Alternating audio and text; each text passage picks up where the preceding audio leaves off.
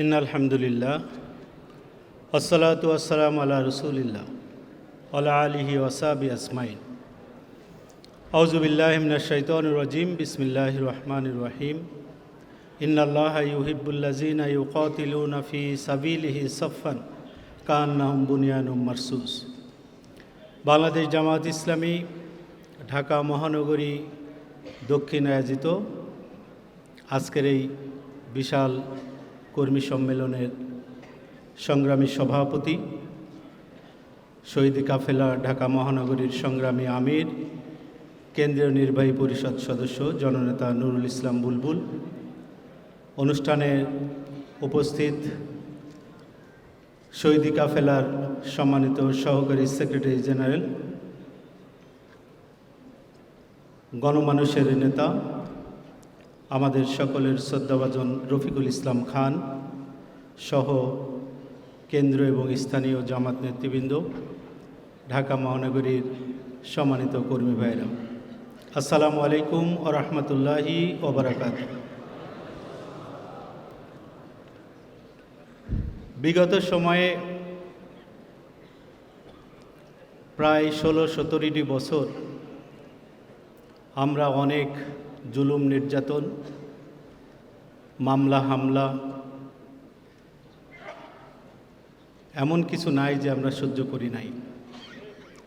সেই সকল ঘটনার বর্ণনা দিয়ে অনেক জ্বালাময়ী বক্তব্য দেওয়ার সুযোগ আছে, ময়দান কাঁপানোর সুযোগ আছে, ময়দানে দাপিয়ে বড়ানোরও সুযোগ আছে। কিন্তু আমি মনে করি শুধু ঢাকা মহানগরী নয়, শুধু রাজশাহী মহানগরী নয়, গোটা বাংলাদেশের জামাত ইসলামী আগামী দিনে বাংলাদেশে একটি ইসলামী সমাজ বিনির্মাণের স্বপ্ন দেখছে। সেই সমাজ যদি বিনির্মাণ করতে হয় তাহলে আমাদের আমিরে জামারের মতো জামাতের এক একজন কর্মীকে মানবিক নেতৃত্ব দিতে হবে, মানবিক নেতা হতে হবে।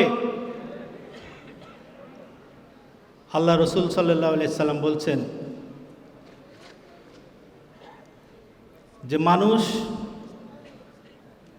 মানুষের যে সৌন্দর্য আছে, মানুষ কত ভালো পোশাক পরে, এদিকে আল্লাহর দৃষ্টি নেই। ইন্নাল্লাহা লা ইয়ানজুরু ইলা কুলুবিকুম, ইন্নাল্লাহা লা ইয়ানজুরু ইলা সুওয়ারিকুম ওয়া আমওয়ালিকুম ওয়ালাকিন ইয়ানজুরু ইলা কুলুবিকুম ওয়া আমালিকুম।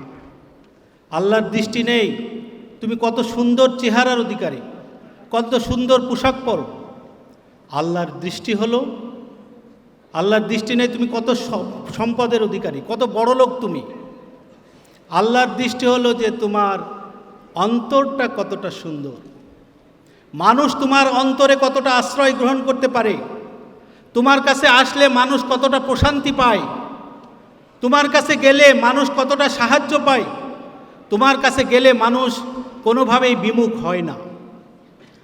আল্লাহ এটা দেখতে চান। আল্লাহ দেখতে চান তোমার যে সুন্দর একটি মন আছে, আত্মা আছে, সেই অনুযায়ী তোমার কাজটা কতটা সুন্দর। আজকে সমাজের প্রেক্ষাপটে সবচেয়ে বড় প্রয়োজন সুন্দর মনের মানুষ এবং তাদের সুন্দর কাজ। এইটা সমাজকে উপহার দিতে হবে আজকে। যদি আমি পারি তাহলে আগামী দিনের বাংলাদেশ ইনশাআল্লাহ জামাত ইসলামের বাংলাদেশ। সেই লক্ষ্যে ঢাকা মহানগরীর সকল কর্মী ভাইদেরকে কাজ করার আহ্বান জানিয়ে রাজশাহী মহানগরীর পক্ষ থেকে সকলকে ধন্যবাদ জানিয়ে আমার কথা শেষ করছি। আল্লাহ হাফেজ, আসসালামু আলাইকুম।